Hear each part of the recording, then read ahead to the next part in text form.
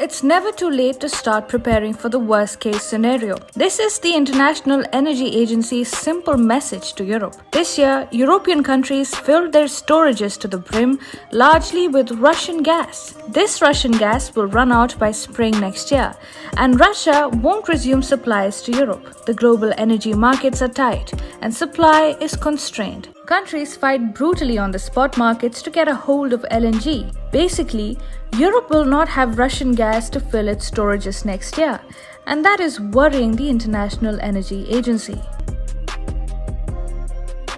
The International Energy Agency has told Europe that it must act immediately to prevent a shortage of natural gas next year as Russia slashes deliveries in retaliation to the West's sanctions. Europe could face a gap of as much as 30 billion cubic meters of natural gas during the key summer period for refilling its gas shortage sites in 2023. Here are some factors that helped fill European gas storages to 95% full this year. The first, Russian gas flows to Europe continued at pretty normal levels for about half of 2022. Secondly, demand for LNG in China remained low. And third, warm temperatures continued in October and are predicted to remain above average in November.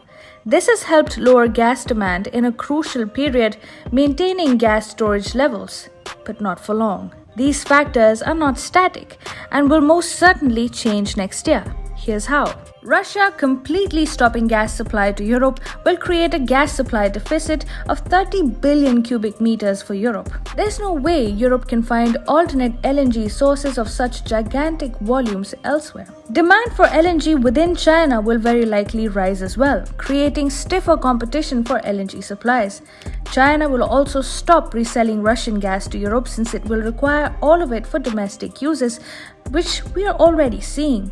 If China's LNG imports recover next year to their 2021 levels, this would capture over 85% of the expected increase in global LNG supply. Another problem is that October might not be as mild next year as it was this year. That would mean that Europe's storages could begin draining out from autumn itself. According to the International Energy Agency, the complete absence of Russian gas supplies to Europe next year would represent almost half the gas required to fill storage sites to 95% capacity by the start of the 2023 to 2024 heating season. Richer European countries like Germany believe that they have scraped through the winter this time.